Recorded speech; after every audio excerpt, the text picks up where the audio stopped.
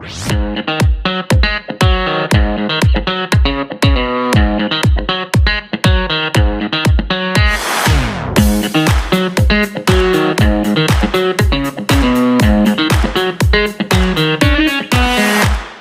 again, everyone. I'm Chai, your moderator and resident distinct tita, mostly because I still remember life before TikTok. So, welcome to episode 4 of Wordplay Wednesdays by AA. So, if you've been following us, you'd have seen that we launched our pilot with analog hearts in a digital world. Then, in episode 2, we dissected the power of the people. And in the last episode, we talked to the South Spoken Collective's Joel Aldor about AI and lived experiences. Today, we're doing something a little different. We're traveling through time and bridging the gap between the millennials and the Gen Zs. So, joining me, as always, are my co hosts, Naiko and Mike. What's up? Hello, What's let's up? go. So, Nike, we're 4 episodes in. Do we have a poetry potion or a PP on deck? Yes, I have it. I'm just waiting for it to be delivered. Nice. Time. Of course. Of course, we also have Mike. Mike, how's the vibe today? Kung parang may pissing contest, may cleaner sa likod, tapos may deliver na drink. Ano to? It's good to be here, feeling ko lang though, parang ako yung tatay. Usually ako yung tatay sa group eh. Pero sa topic natin eh, parang pinto magiging labas to dito. Nice to be here. Thanks, Mike. How about you? How are you today? Parang Ang nasa potion ko Canada, ngayon, parang ang nasa potion, Calgary tito ka. yung ngayon eh. Paracetamol. Hanggang doon lang muna tayo.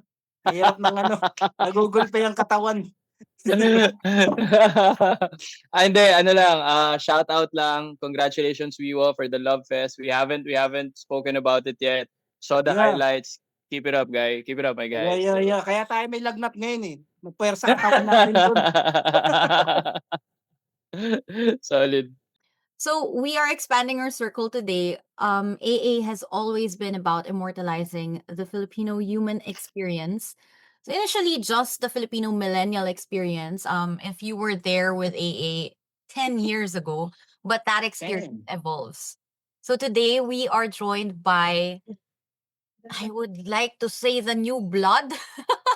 They're keeping the fire alive down south, and that's where AA is from too. So please welcome Wacky of the South Spoken Collective. Hi, Wacky. Let's go. Hi, Wacky. Hi guys, thank you so much. Welcome. Yeah, I'm really looking forward to this. So, Wacky, can you introduce yourself and TSSC for our listeners? Of course, hi. So hi guys, I'm Wacky La Chica. So I'm one of the people behind the Southspoken Collective. We're a independent art community based in Alabang. We primarily do open mics or promote the idea of third spaces here. As a lifelong Southie, ako na yun eh. I can't count how many times I would have to transfer city lines just to enjoy art spaces or third spaces. So sabi ko nga, Mhm. why do Southeast have to keep on adjusting na lang to our friends in the North? Why can't we have those spaces here? So back in 2025, parang me and my friends, we were super frustrated na of that being the case. So sabi ko, screw it. Well, we're gonna start something here. So we Mhm. went into this back in February 2025 without knowing anything on what to do. And surprisingly, we were happy to see that there is a community here of artists, art enthusiasts alike. So parang wala, ever since then, parang it feels like a giant blur eh.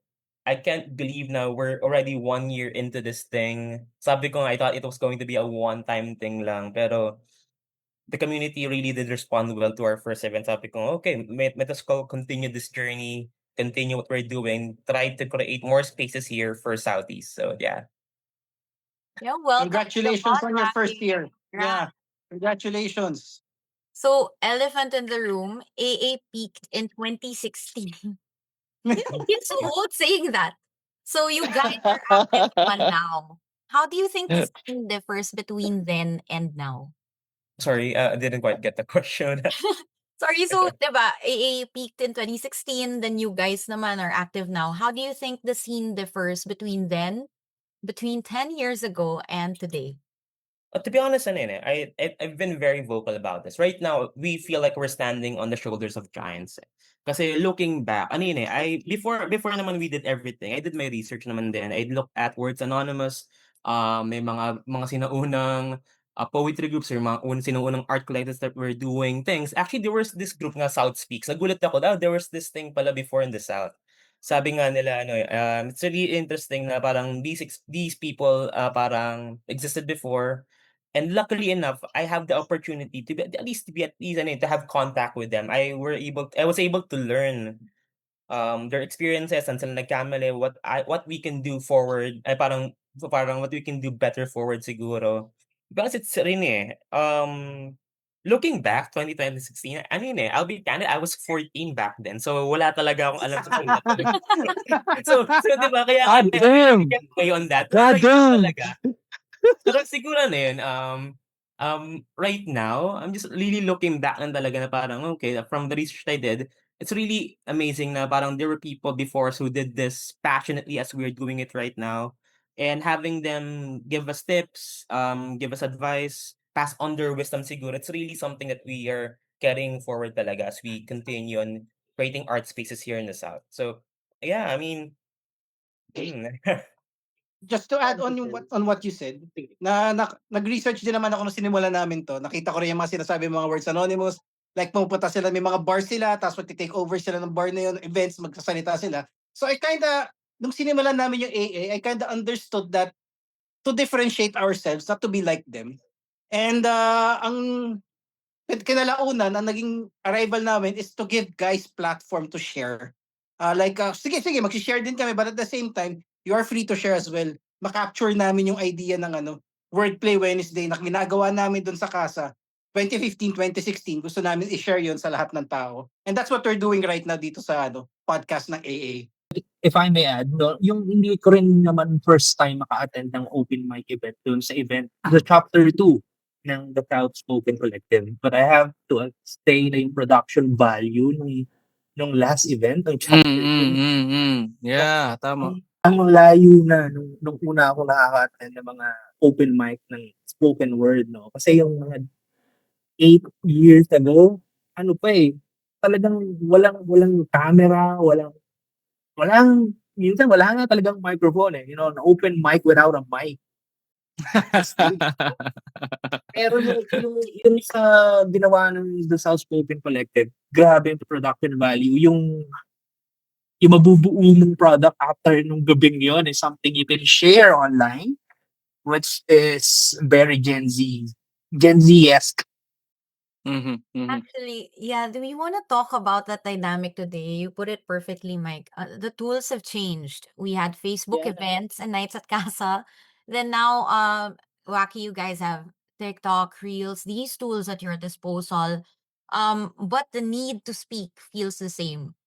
So with that, we want to give the floor to you first. So let's get right into the art. Wacky, I believe you have a piece that you'd like to share with us today. sorry, You You have a piece you'd like to share with us today? Oh, okay. So, this is coming out of nowhere. Okay, actually, di ako prepared. Okay. Okay. Okay. Okay. I'll just put something through my phone na lang siguro. Kasi ano yun hindi ako nasabihan ni Nick.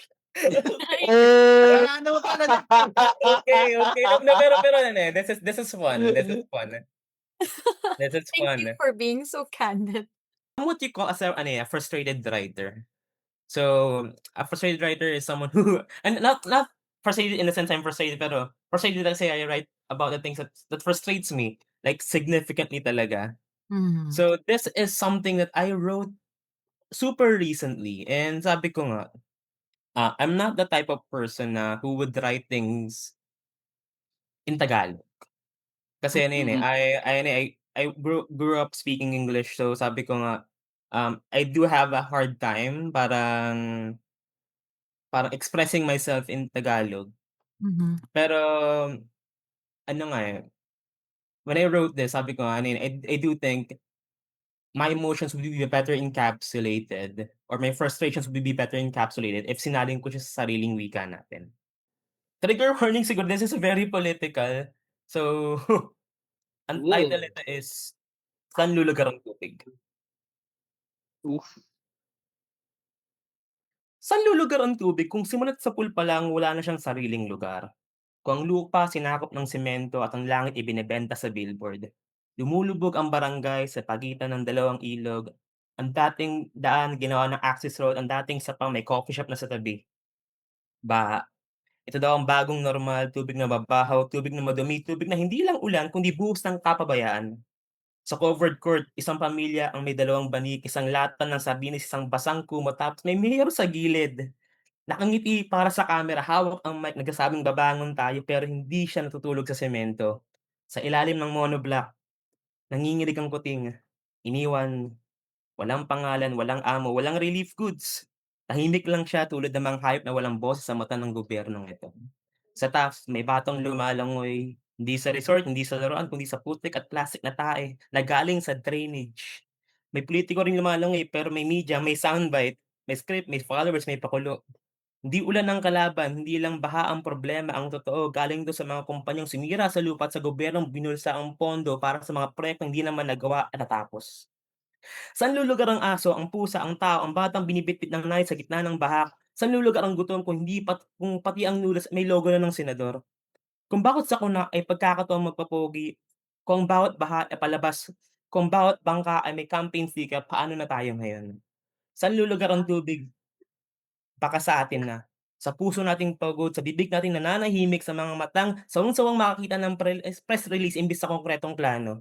At kung wala ng Hmm. lugar ang tubig, baka panahon na tayo ang bumaha ng galit, ng tanong at ng paniningil. Thank you. Let's go. Felt the emotion of the It's lyric. actually one of the ano yun, I think out of all of them, looking at my catalog siguro, I do have my own catalog of poems that I wrote. Ito lang siguro yung one of the two na I wrote in Tagalog. Sobrang I really don't ano yun, they really don't write in Tagalog since ano Mm. yun, looking back, looking back in high school siguro, in elementary, I really did have trouble with the subject. I even read Nolly and Philly in English. So di ko siya binasa ng Tagalog kasi hirap na hirap ako. Sabi ko, okay, now I'm a pass on this. Good thing na lang talaga there are translations, so okay, naitang ko. Pero alam mo, I think with what you wrote, you perfectly encapsulated your emotions there, in that particular piece, and I think it felt stronger because it's in Tagalog, Mhm, mhm, and mhm. it Yeah. doesn't really sound like it's not your first language at home. So thank you for sharing that. I would Yeah, like thank you. to answer that energy. It's something a little bit similar, and it's this piece is actually one that I've read in one of our last events at the last home in Ortigas, Capitolio actually. So I want to pick your brains after this piece because I feel like there is a link between the two. So this one is in English, but yeah, let me start. They say we're the best generation in this nation, but when I say they, I really mean us. The underappreciated, those who have always waited for a semblance of something great and not just the greatness that once was. We are the millennial Filipino, eternally awkward because we know we're too young to settle, too old to start over, stuck between tradition and the now because how the hell do I remain sober when I know that I'm set up to be a loner? A loner alone with a lot of loans. At this age, our parents already had a home, but all we have are our iPhones, not even fully paid for some, not even our own. Because we're set up for disaster. This economy keeps going down faster and faster, and even if we master our crafts, it doesn't matter. Rather, we can only expect to be plastered with disappointments right after a moment of victory, a moment of glory. These moments are but a fleeting part of our story. But this generation is still the best. I know because we stood the test of time and showed that we can hustle because we know there's no rest for the wicked, and you know how it goes. No one mourns the wicked. That's what Glinda said. But the wicked doesn't grow weary. Instead, the wicked turns the dreary into something temporary and turns the customary into something extraordinary. We hustle Mm. and hustle and we tussle till we're dead. We carry our struggles and go in over our heads. We're resilient, but we're tired. And most of all, we are fed up, but we're no victims in the story, even though we've been fucked up. So here's a beer, currently a coffee, I lift up for you. For you, for me, and for this crew that's here to cheer and share a beer. We're stuck in a rut, but I don't mind being here. Our officials are shit. They just don't know when to quit. But here's news. So do we. We're dumb as hell, but we're not like Sarah and Curly. We're tired, but not done. At least the beer is still cold. We're getting old, but still bold. We no longer just do what we're told. And like our floods, we can't be controlled just as much as we can't be consoled. We're here to observe and conserve the calmness of our nerves and conserve our energies to fight for the world we deserve through art that disturbs the comfortable and comforts the disturbed. Exactly. That's really good. You should share that. Yeah. I'll try. I really hope we can share that in one of our events soon. I think that's really awesome. Super, Thank super. you. Yes, please. That would be amazing. I'd be honored. So, we have these two pieces, and I wanna open this up to the group. We have the South Spoken Collective here, comprising you mentioned Wacky, you're mostly Gen Zs. We have AA, mostly millennials. So Mike, Nike, listening to both, what do you think is a common thread? Timeline. Timeline. Sobrang importante nung yung nai-encapsulate ng piece yung isang yugto ng panahon, no? Pero ako sumulat ng gano'n, eh, kasi pag gano'n siya kadelikado isulat na maluluma yung piece mo, eh. Meron lang siyang expiration date lalo na kung tumatalakay ka ng mga isyung napapanahon. Kagaya ng flood control project, kagaya ng baha. Medyo delikado siya, eh. So, sobrang delikado niya, nakakahanga siya kapag nakakagawa ka ng ganito. Nakakatawa na na-encapsulate niya yung topic sa dalawang magkaibang lengguwahe. Sabi ni Wax kanina, hindi siya komportableng tumulat sa Filipino. Pero iba kasi yung impact ng pagsulat sa sarili mong wika, eh. Yung lulan, yung lugar kung saan mo siya sinulat, Wait, ano yung lulan? yung space. Okay. Exactly. Dinadala ka niya doon sa ano, eh, sa lugar ng ano tawag siya doon, kung saan mo dinadala, evacuation center views. Dinadala ka niya doon.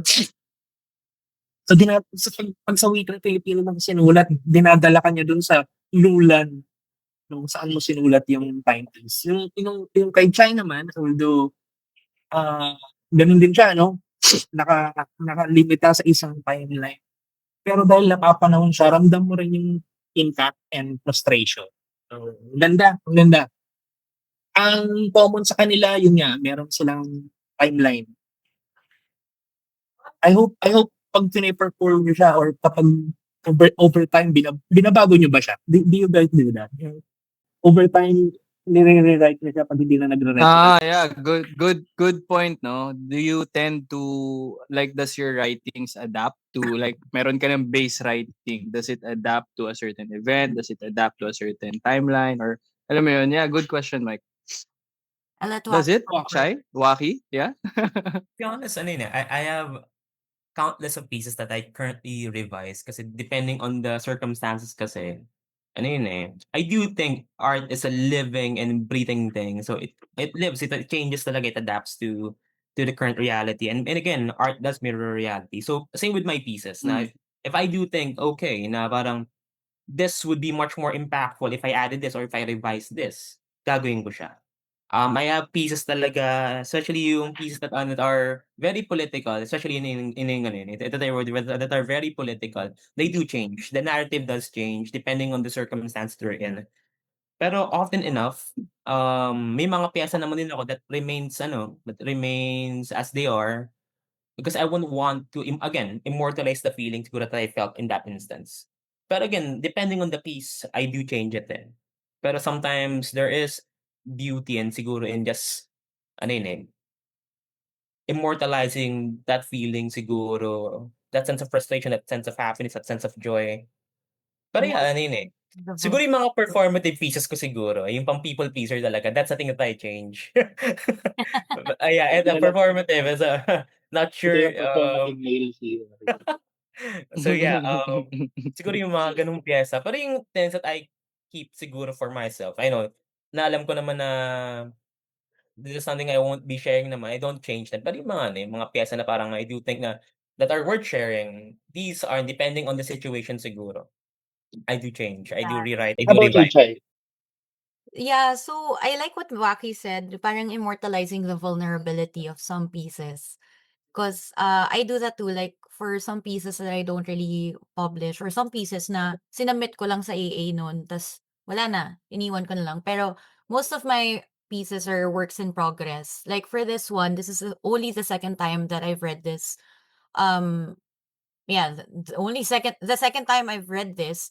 So I didn't change anything about it yet, but I see myself changing the names of Sarah and Curly eventually. I figured, oh. Yeah, so it's ano, yeah, it depends on the piece. Parang medyo similar kami ni Waki in that sense, that there are some pieces that are just there for us, and then there are pieces na if that you want to resonate that you want people to resonate with more. So you kind of change it depending on the circumstances around you.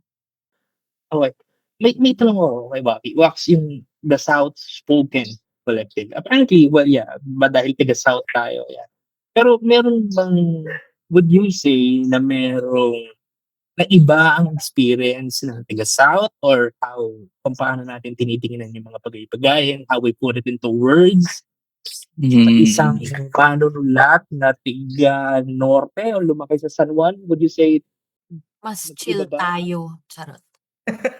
I think ano yun eh, siguro ano yun, actually looking back dun sa isa sa mga ano namin. So, in the South ano eh, in every event kasi, we actually have this thing in where we're having after parties. So, in the after parties, this is like for really parang purely for performers lang. And I do remember this statement na sinabi ng isang performer namin na hindi siya taga dito. He's not from the South. He's actually from the North. He's from Quezon City. Ang angas ng sinabi niya. Actually, I do have it here na parang sinabi niya hindi siya taga Timog. Pero yung pinanggalingan niya, halos parehas lang daw ng ginagawa kung saan nagkukuwento tayo ng mga pag-ibig na natagpuan at nawala. I do think ano yun eh, it's pretty much all the same naman din. Siguro ano yun eh, I mean, the community, ano yun eh, it's the art community. They don't think there's a huge difference naman. Aside from people being more conyo here siguro. I think that's the ano yun eh, the difference that I could vividly see. Kasi, pero Siyempre, kasi ano yun eh, may pero bias I do tayo, think ano siyempre. yun eh, really don't think ano yun eh, there's much difference naman. Siguro ano lang talaga, the community is from the South, really from the South. Bihira kami makakuha ng people from the North. And hindi talaga mag-a-adjust ang mga tao na 'to, eh. Pero pero ano, looking back, siguro ano yan, eh, I think like the goal naman talaga with this, we're trying to create, our sense parang ano yun, eh, a sense of identity talaga na parang the South is different. Pero if we're gonna really look at it under a microscope, parang there's really ano, nothing different naman din talaga aside from the location. There's nothing really ano yun, eh, inherently different naman siguro with what we're doing. Some of the things we're doing is relatively ano lang talaga, relatively the same.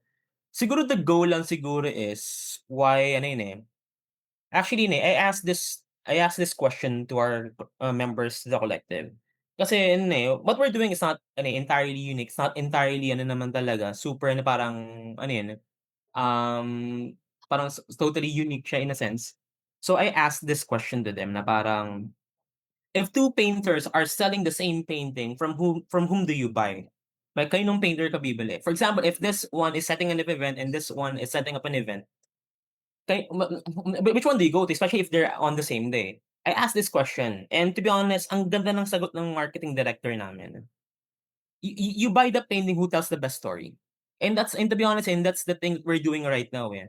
Especially with Spoken from the South, we're bringing people along the doors to the journey. Kaya kung makikita niyo yung ano, yung how our posters are made, it's a tiny sprout, and the goal is to nurture the sprout into a giant tree. We're really trying to, again, trying to sell the story that the South is more than just a home, it's a creative space. And that's how we're telling our story siguro. Yung iba kasi, I do think they're just doing it because they want to do it. Pero for us kasi, it's a necessity na eh.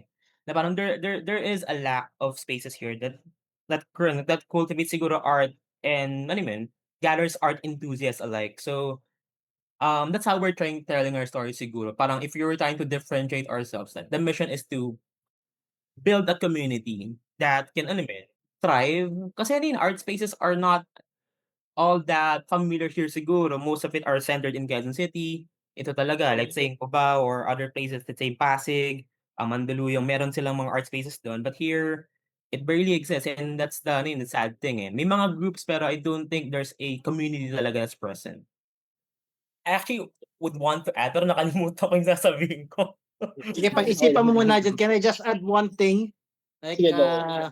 yeah, just one thing. Naisip ko habang pinakikinggan ko yung poetry, yung piece niya, ni Waki, and yung piece ni Chai.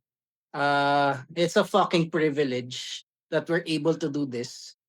To write, but not actually experience whatever we're writing. Kasi flood control, may natulog na ba sa atin sa evacuation center? Like nandun ba tayo nanghihingi ng sardinas? It's a fucking privilege to have this. Yung sinabi ni Waki na mga taga South, mga taga Konyo. Medyo natawa ako doon kasi hindi naman ako lumaking Konyo. Like nga ako eh. Tawag nga sa akin batang hamog eh. So ako yung most likely makaka-experience nung nung na-experience na napupunta sa evacuation center. Ako yung most likely maka-experience nun. So ang thought ko dyan is, meron ba tayong karapatang magsulat ng ganito? Kung hindi naman natin siya directly na-experience, nakikita lang natin siya sa TV, kita lang natin sa balita, second-hand experience lang. Do we have the right to do that? I think personally we do. Because it's our responsibility to speak for people who can't really share their voices. And especially since one thing that people who know me know that I am very passionate about volunteering. Like ever since college, even before college, I've been volunteering a lot na rin. And it hurts literally. So it really hurts when you see other people experiencing these things and then you can't do anything about it. So I think the most that we can do is to speak up about it and hope that somebody listens and does something about it. People who actually have the power to change things. But at the same time, I think with us, we either indirectly or directly experience the negative effects then of let's say stuff that we're writing about tulad ng politics. Let's admit it, politics here in the Philippines is a circus. A lot of the decisions that they make don't really help us. And at one point or another, several times in our lives, we experience something that is directly related to a decision that they have made. One example that I can share, nung high school ako, I studied at the Philippine High School for the Arts, which was situated at the top of Mount Makiling. Binagyo ng milenyo nun.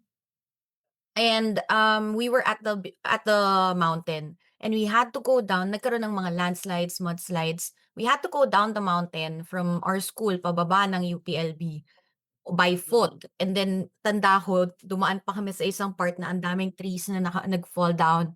Then we were walking through the mud trying to get to find the space to get to the gate of UPLB where cars can pass na.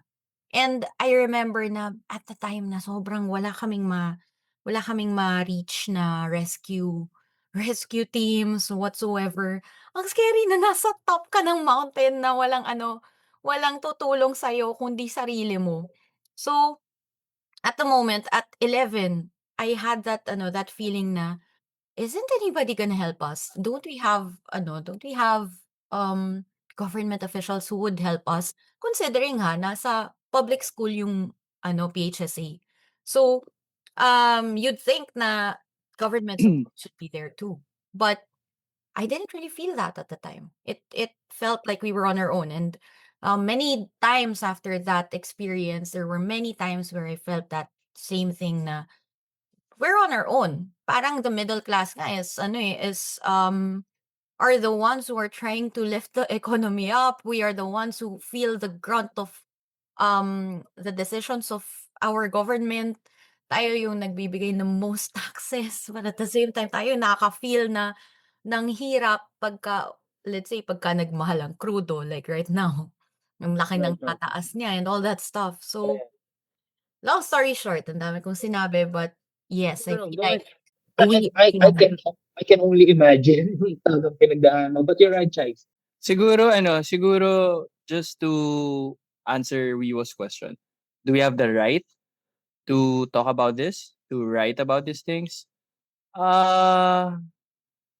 Hindi siya siguro a question of do you have the right eh. Yeah, exactly. Oo siguro No. hindi, for me, I don't think that's the right question. Siguro, ano lang siya, sinimulan ni Wiwa with the idea na we are parang thankful na we are able to write these things even if we didn't experience it directly. Okay? Siguro if pretentious yung writing, like I was with them, kasama ko sila sa center and all that, yun siguro medyo Negatron yun probably. But it's not a right eh. Siguro it's more of a responsibility, I guess. Yeah, I think you said it, Shai, right? So, ano talaga siya eh, you don't have to do it, but if you feel like you must, it's not about right eh. It's about doing the right thing na lang, I guess. So, that's my point of view about it. And also, just to, baka I'll forget it.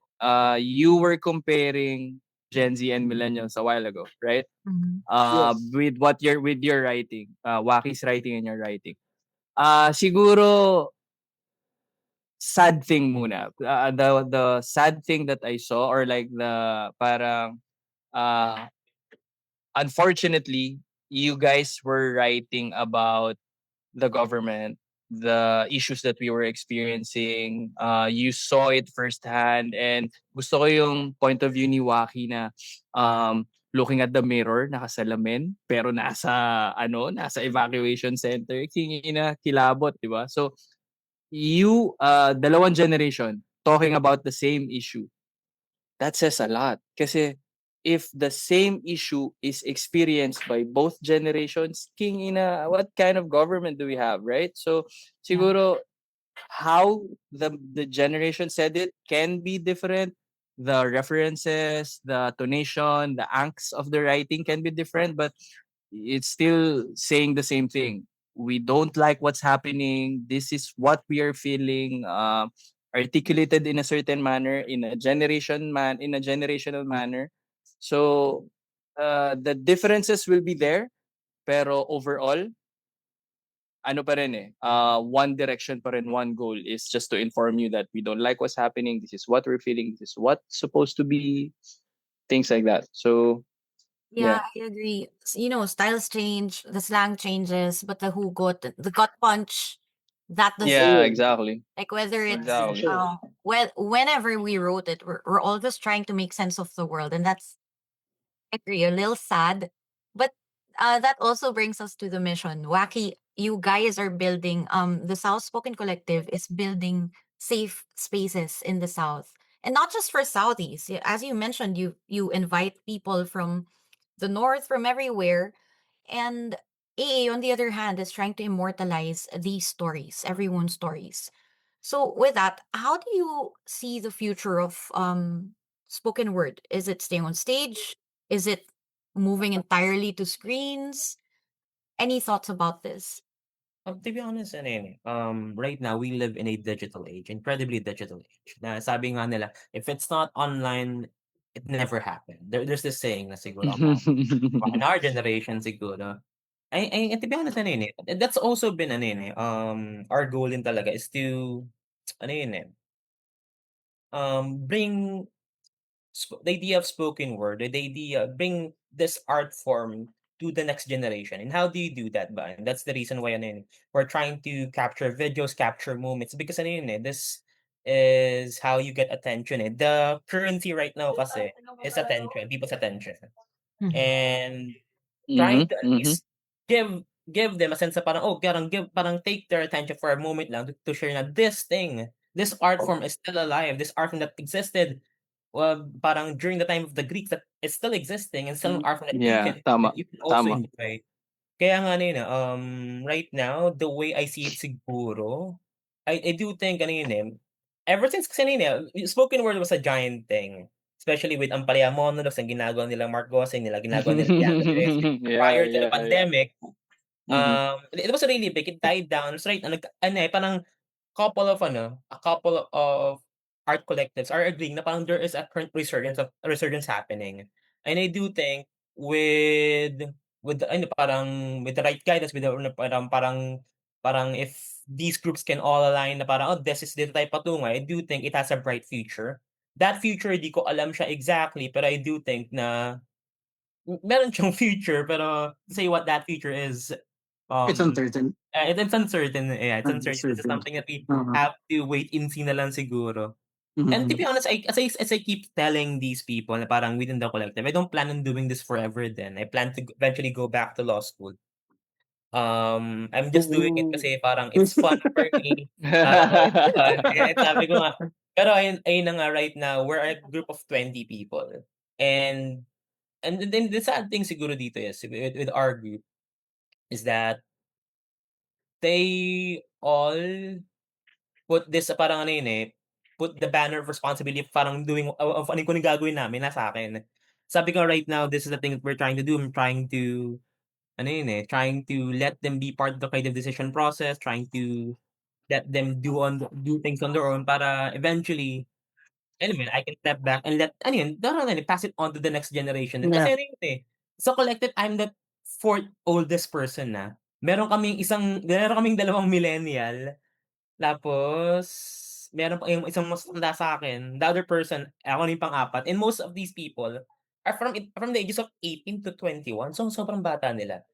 So, sabi ko nga ano yun, I eventually plan on passing in the baton to them, parang gawin nila 'to in any way that they see fit moving forward. Pero ayun na nga, for me, the future is definitely uncertain, even with what we're doing. Kaya nga, ayun parang same with Rizal, sasang-alang ko na lang talaga yung future nito sa susunod na generation. Bahala na sila, pero But you I don't do. plan ano naman, right? You don't plan on stopping naman writing, right? Like Oh, you'd no, still continue definitely no. writing. No, Just ano right. lang, with TSSC, your parang cooperation with TSSC. No, Ako definitely. Sabi ko nga plano ko maging once I finish law school, I'd be a lawyer for artists talaga, parang kasi Mhm, ako solid. this is the current thing to, I can't, yan, if I can't count how many times I would see artists are being parang undervalued or being being taken advantage of, Ako, I'm an advocate that I don't believe in the idea of a starving artist. If we can pay Yes. artists in any way amount, parang we would do it. Kaya nga sabi ko maybe after law school, sabi ko nga I would like to take on this initiative siguro, do cases pro bono for artists and Abono. art kaya nga I don't see myself parang detaching siguro. Parang detaching from a leadership position siguro probably, pero Yeah. detaching myself from the collective, I don't think so moving forward. Parang I'd still be here, may helping them in any way possible naman din. Yeah. Pero ayun Well, nga, right.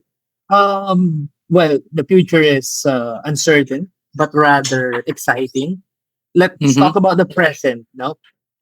Yung generation ng Gen Z, generation na constantly stimulated tayo ng mga information sa social media on our phone. How do you guys, induce creativity? sorry.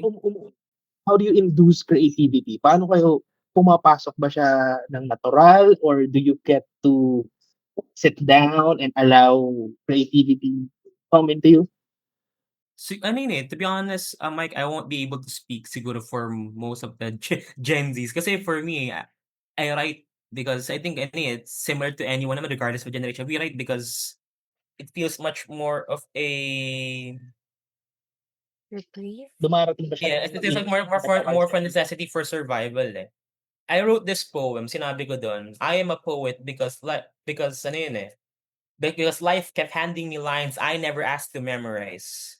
Ano yun eh, Mm. Of kanta-kanta, may time course. na parang ano yun eh, people become poets, people become writers because they feel na the silence is too loud or speaking up felt too dangerous. So writing has always been their avenue siguro. This is coming from me and not from the entirety of Gen Z. Pero I do think naman din, regardless of from what generation you come from, parang ano yun eh, writing or has always been this sense of ano yun eh, of expression at the same time, a sense on how we can survive everyday life. And that is exactly why we're here. You know, whether it's Yeah. a live gig in BF or recording uploaded to Spotify like this, the goal is really the same. Um, I feel like it's important that we capture both eras, all of these eras. We shouldn't even be having this generational divide at all, since artists themselves and Tama. the emotions that we're feeling are really the same. As you can see with the pieces that we've shared in Iwaki, it's really saying similar things. But I guess my point is, if we don't capture this, an algorithm won't really do this for us. Like in this age, AI can mimic a rhyme scheme, for example, but it can't replace the specific anxiety of being a Filipino in 2026. Whether you're a Gen Z, a millennial, Gen X, or a boomer, or Gen Alpha, I don't know, may anxiety na ba sila? But by putting let's say these generations on the same record, we're building a complete archive of the Filipino soul. And I just wanted to plug, we want your voice, the listeners, in that archive too. So whether you're 18 or a boomer, if you have a story, a poem, or just a heavy feeling that you need to put down, submit it to us to bit.ly/submitaa. Just check out the link below. And also, please support the movement happening down south. If you're here, you've already found AA. And then for the South Spoken Collective, Wacky, where can people find you?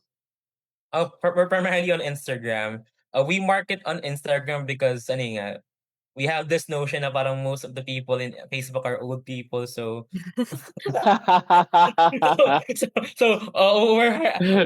we're present on Facebook, pero we're highly vividly seen on Instagram.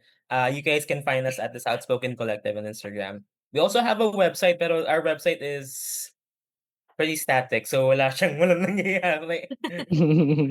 So, also, Wacky, since this episode is gonna be released on March 25th, do you have any events after the 25th that you'd like to also promote? Yes, actually, episode 3 of Spoken from the South will be happening on April 27 in We the People Coffee in Alabang, in Ayala, Alabang. So I do hope you guys can come along, be part of our ongoing narrative that we're trying to tell here in the South. It would really be fun if you guys can um attend as an open mic performer or as part of the community siguro. This is April 27, no? Yes. So I know Thanks, Pop. April. No, my apologies. It's April 25th. Okay. Kasi we have our events on the last Saturday of every month. Okay. Except for October, November, and December. And for this month, since mahal na araw is, ano yun, mahal na. So, yeah. All right. So follow them, show up to the Soutspoken Collective's gigs, and of course, follow them on Facebook Teka lang. kung Yeah. medyo hindi ka naka-age namin, or Instagram. Follow also Articulates Anonymous on Facebook, Instagram, and TikTok for updates. Waki, dun sa piece mo na Tagalog, anong experience na nag-trigger sa'yo para isulat mo yun? Like, a specific experience. On this time, nagda-drive ka ba? Ano bang nakita mo? Ito kasi. So, during this time back in, I think it was around July or June, I can't remember which month. So, ano yun eh, me and my fraternity kasi, we did social work talaga. And seeing these people, it really did hurt me na parang, okay, ganito talaga ang situation, no? And yung idea na may mayor talaga, that was real. All of the things that I wrote were real talaga. Yung being in the evacuation center, seeing these people na ganito yung kalagayan nila, it hurts a lot. And I agree with Chai and Nike na parang it's not whether we have the right to write about it. So it's much more of a responsibility. It's a social responsibility. As someone who is privileged enough now, doesn't really need to have to go through this, but was able to see it. I do think we have this, as a writers, we have this parang responsibility to write about it eh. Di ba there's this saying nga, yung sinasabi ng karamihan, if mulat ka na, kasalanan na ang pumikit.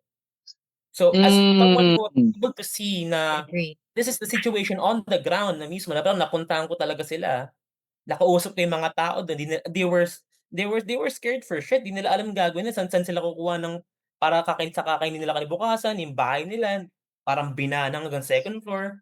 It's just really frustrating on my end na parang these people na namumuhay ng mapayapa are living through the shit because some assholes are parang di ba, stole money. Di mo lang nila inallocate yung funds sa mga tamang infrastructures, di ba? It's just really annoying na parang these people have to suffer because sobrang ganit o kaya sobrang greedy lang talaga ng mga ibang politicians natin. So parang it was really out of frustration talaga when I wrote that piece. And it's a lived experience for me, pero siguro not lived part is yung naranasan ko yung naranasan nila. Like, I won't be able to truly say na alam ko yung nararamdaman nila kasi I've never been in their situation. I've never been in their situation before, but ayun nga, just to be able to see it lang siguro firsthand, it's really nakakaiyak siya, nakakalungkot. At the But same time, I felt so helpless parang at that time. Even though tumutulong kami, I felt so helpless na parang to help alleviate the lives of these people. Parang the only thing that I can do siguro as a writer is to share what's happening siguro. To share the vivid reality of what's happening. And sabi ko nga, as like and Chai said, it's a responsibility talaga, not a right. It's a much more of a social responsibility that we have as people that are privileged enough to be able to write about it. Kasi sila naman, I don't think they would be able to write about this because they're too busy focusing on how they would Yeah, survive. currently what's going on. Tama. them in the So, trenches, we are the voice. Parang ganun. Mm-hmm. So what you mentioned, you had like I think 2 other questions for Wacky. What? Ay, hindi, I'm kinda happy dun sa sagot niya. Nakuha ko yung gusto kong makuha. Hindi na ako magtatanong ulit. Kasi like, for me, para lang ano yun, kasi ako, galing ako sa ganun ding antas nung bata ako. So parang okay, sasalita kayo diyan, di niyo naman alam kung ano nangyayari talaga dito sa baba. Pero at the same time, tama nga din naman kasi kayo, yung mga nasa ilalim, sila yung busy mabuhay. Walang nagsasalita para sa kanila. So kailangan yung mga hindi masyado apektado, kahit papaano may gawin, kahit na yan. Magulat kayo sa realidad. Yan, gamitin niyo yung gulat na yan para magsulat kayo. this poem kasi was never meant to be was never meant to be performed. It was more on yung sinabi ko kanya was more meant to be read. If you were to read it kasi, you would understand the people there are yung kuting na minention ko na sila Yeah, ng exactly. na wala silang post sa gobyerno nito. Mhm. So parang it's Yeah, much yep, more of our yep. responsibility to share their story, to share their narratives. Mhm. Kaya nga it's one of the it's a privilege din for me not to be able to share it. Malungkot na privilege na I have to share it, pero I think it's a privilege at the same time, a responsibility. Yeah, I think that really caps off our conversation. It's a very beautiful way to cap it off. It leaves our listeners thinking about what they can probably do then on their end to help alleviate the situations of those who are less fortunate. We are blessed to be privileged, but at the same time, dahil nga doon, we have that responsibility to alleviate the human experience for everyone. So with that, I'd like to leave that thought to our listeners. Thank you so much, Waki, for making the trip virtually to Thank join you. us. Thank you, Waki. And please, everyone, if you can visit the Southspoken Collective's gig on the 25th, April 25. They will be at We the People Coffee in Alabang. I've heard good coffees, good things about their coffee. And I have personally heard good stuff from Rocky and his team. So please feel free to join them there. We will also be there. So yeah, we'll see you. And thank you again, Wacky. Thank you, Nike and Thank Mike. you. Thank you. Thank you. Yes, Thank you. guys. So Thank you. much. Thank you, everybody.